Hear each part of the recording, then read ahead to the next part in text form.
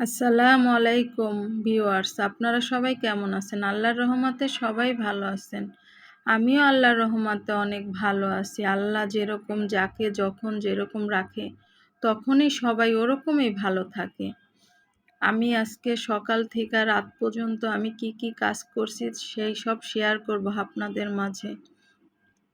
যদি আমার ভিডিওটি ভালো লাগে তাইলে একটা লাইক করবেন, কমেন্ট করবেন, আমার পাশে থাকবেন। আর আমার ভিডিওটা দেশ বা দেশের বাহিরে যেই ভাইয়া আপুরা দেখছেন তাদেরকে জানাই অসংখ্য ধন্যবাদ।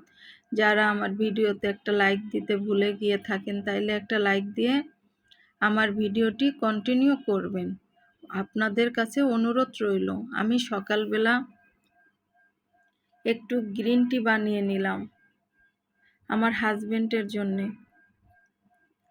এখন আমি এক চুলায় ভাত আর আলু সিদ্ধ দুইটা একসাথে বসায় দিছি, যাতে সকালবেলা, আজকে শুক্রবার, সকালবেলা সে নাস্তা খাবে না, কেউই নাস্তা খাবে না, সবাই ঘুমাচ্ছে, ছেলে ঘুমায়, মেয়ে ঘুমায়, আর শুধু আমার হাজবেন্ড আর আমি উঠে গেছি।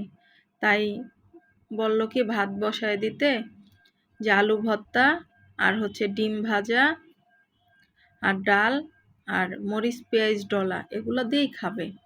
তাই আমি সকালে উঠাই আমি ভাতটা বসায় দিছি। আমার ভাতটা হয়ে গেছে, এখন আমি আলুগুলোকে ভাতের থেকে উঠায় নেব। আগে আমি মরিচ পেঁয়াজগুলো ভেজে নিলাম, না সরি, প্রথমে আমি ডালটা বাগার দিয়ে দেব। এখন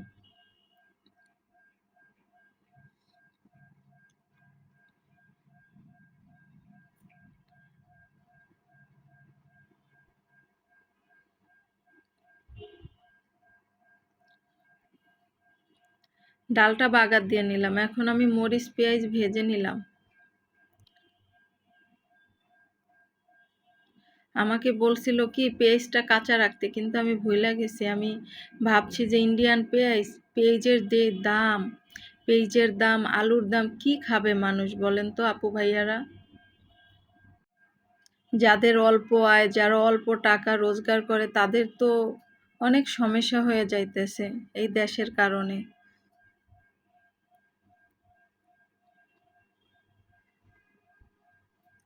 সব কিছুর দাম বাইরা যাইতেছে, বুঝতেছি না যে আপু কি করব।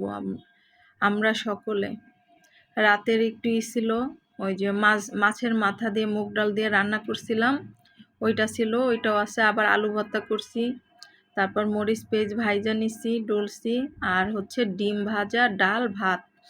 আজকের খাবার, সকালের খাবার, সরি, সকালের নাস্তা। আর এই ডিমটা আমার ছেলের জন্য আমি ভেজে রাখলাম। এখন দেখেন আপুরা, এতটুক কাজ করছি, তাতে এতগুলা থালবাটি জমছে, এগুলা সব তো এখন ধোয়া লাগবে। বলুন তো, মেয়েদের কত কাজ করে একটা সংসার করতে হয়। এখন আমি দুপুরবেলা কি রানবো এটা আমি নামায় নিতেছি, কিন্তু আমি শেয়ার করব না দুপুরে কি রানবো, তাইলে আমার ভিডিওটা অনেক লং হয়ে যাবে। আমার আপুরা তো এইয়াতেই বোরিং হয়ে যাইতেছেন, দেখতে চান না আমার ভিডিও, তো ভিউজ হয় না। আমি নতুন চ্যানেল খুলেছি, তাই আমি অল্প অল্প করে ভিডিও দিতেছি, অল্প মিনিটের ভিডিও। দেখি আমার আপুরা কিভাবে আমার পছন্দ করে নাকি। এখন আমি বিছনাটাকে গুছায় নেব। দেখেন আমার কত সুন্দর রোদ দুপুরবেলা।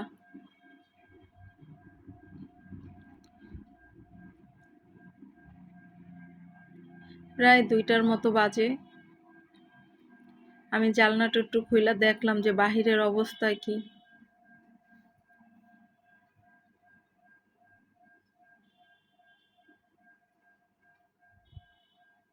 এখন একটু শুয়া থাকবো, পরে সন্ধ্যার নাস্তাটা বানাবো ওইটা।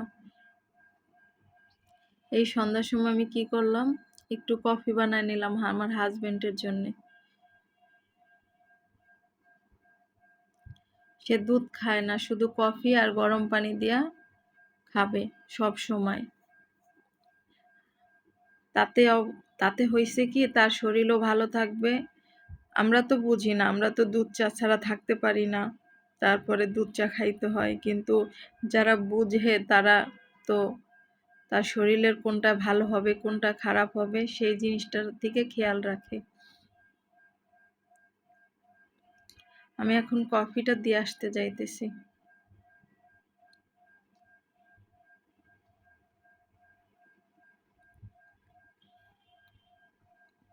এখন আমি দুধটাকে গরম করে নিতেছি।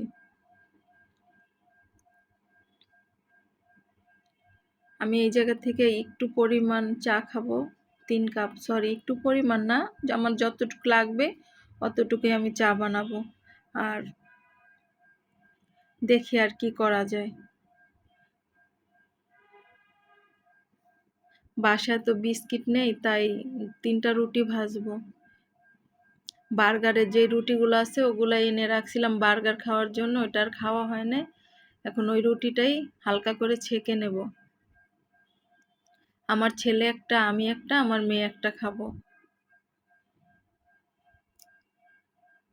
আমার আপুদের কাছে আমার অনুরোধ, আমার চ্যানেলের কোনো অংশ যদি আপনাদের ভালো লেগে যায় তাইলে আমার চ্যানেলটা সাবস্ক্রাইব করবেন, আমার পাশে থাকবেন। আমি নতুন চ্যানেল খুলেছি, আপনারা যদি আমাকে সাপোর্ট না করেন তাহলে আমাকে সাপোর্ট করার মতো কে আছে বলুন তো। আমি অনেক শখ করে এই চ্যানেলটা খুলেছি। দেখি ভিডিও দেয়, সবাই দেখি কত করে, কত কিছু বলে। আমি তো আবার ওই জিনিসটা বলতে পারি না। আমার প্রতিদিনের যেই লাইফ স্টাইলটা ওটাই আমি শেয়ার করলাম। এখন আমি আমার মেয়ের জন্য একটু কফি বানায় নিতেছি দুধ দিয়া, আর 2 কাপ চা বানাবো আমি আর আমার ছেলে। আমার ভিডিওতে যদি কোনো আপুরা যদি লাইক দিতে ভুলে গিয়ে থাকেন তাইলে একটা লাইক দিয়ে দিবেন, আপনাদের কাছে আমার অনুরোধ রইল। আর আমার চ্যানেলটা সাবস্ক্রাইব করে দিবেন। আর বেশি কথা বাড়াবো না, তাইলে অনেকটা দেরি হয়ে যাবে।